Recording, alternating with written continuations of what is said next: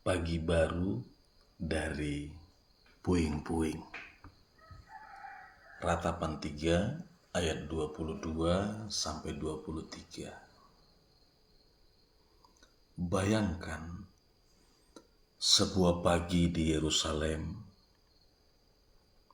tetapi bukan pagi dengan burung-burung bernyanyi, bukan pagi dengan pasar yang ramai, bukan pagi dengan aroma roti baru. Tidak. Pagi itu sunyi sekali. Rumah-rumah terbakar dan seakan warnanya berubah menjadi hitam.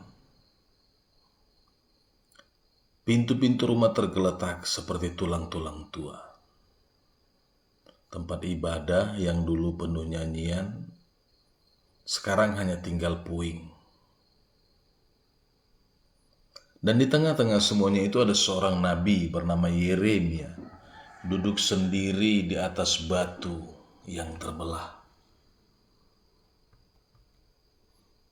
Ia tidak membawa kitab yang tebal, tapi sedang berkhotbah.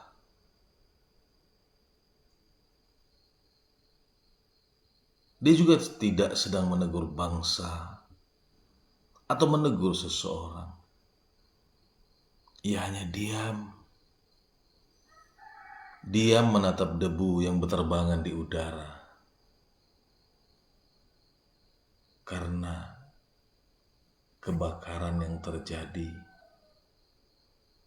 dan suasana kacau yang ada di sekelilingnya. Ia mengusap air matanya karena matanya yang sudah bengkak, mengeluh dan menangis. Tetapi tangisnya belum selesai. Lalu ia merunduk mengambil sejumput tanah dari kota yang ia sangat cintai dan berkata pelan, hampir seperti sebuah bisikan kepada dirinya sendiri. Tuhan, apakah Engkau masih ada?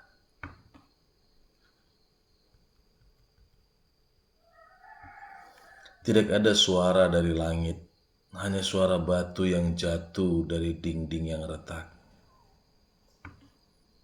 Yeremia menarik nafas panjang, ia tidak tahu lagi apa yang harus dikatakannya kepada rakyat. Karena memang yang terjadi dia tidak bisa pahami. Dia tidak mengerti apa yang akan terjadi di kemudian hari.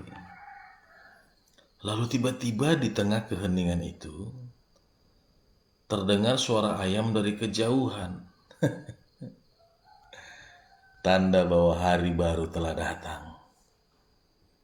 Yeremia memandang ke timur.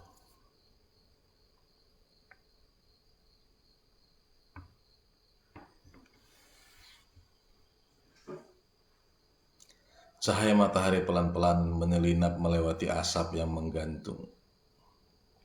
Dan saat itu cahaya itu menyentuh wajahnya. Sebuah kalimat-kalimat yang tidak pernah ia rencanakan mengalir keluar dari hatinya.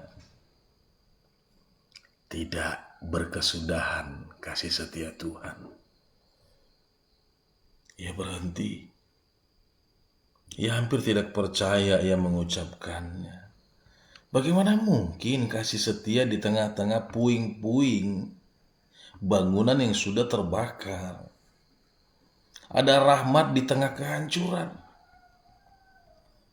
Tapi cahaya matahari terus naik.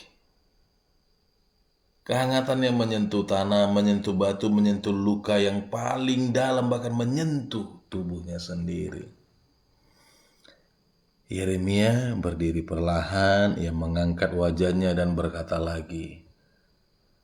Kali ini dengan suara yang lebih kuat. Tak habis-habisnya rahmatnya. Suara itu memantul ke dinding-dinding yang roboh seperti Tuhan sedang meneguhkan kata-katanya. Yeremia kembali mengusap air matanya untuk pertama kali setelah kota itu runtuh. Ia merasakan sesuatu yang ia pikir sudah hilang. Harapan. Ia menatap matahari yang makin terang, dan di sana dengan suara yang bergetar tapi penuh keyakinan ia berkata, selalu baru setiap pagi. Dan kemudian ia tersenyum. Ia senyum kecil, senyum pertama setelah kehancuran. Besar setiamu. Di tengah-tengah puing-puing, di tengah-tengah rasa gagal, di tengah-tengah rasa kehilangan, di tengah-tengah segala yang tampak mustahil, Yeremia menemukan pagi baru. Ia belajar sesuatu yang sangat penting. Tuhan yang tidak terlihat di malam penuh air mata, tapi setiap pagi Dia penuh cahaya. Tuhan yang diam di tengah reruntuhan tetap bekerja dalam rahmat yang baru. Pagi selalu datang bagi mereka yang mau menunggu Tuhan. Dan Yeremia berdiri tegak.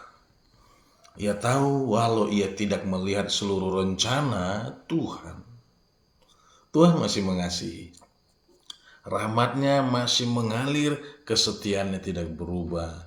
Dari reruntuhan itu lahirlah ayat yang selama ribuan tahun menguatkan jutaan manusia. Tak berkesudahan kasih setia Tuhan. Tak habis-habisnya rahmatnya. Selalu baru setiap pagi. Besar setiamu. Saudara, apapun saat ini kondisimu, ketahuilah, Dia tidak pernah tertidur. Dia mengasihimu, Dia mengasihi kita, Dia mengasihi dunia. Shalom, Sumantriono, Riding for Grace, dalam storytelling di Bethel Integrity.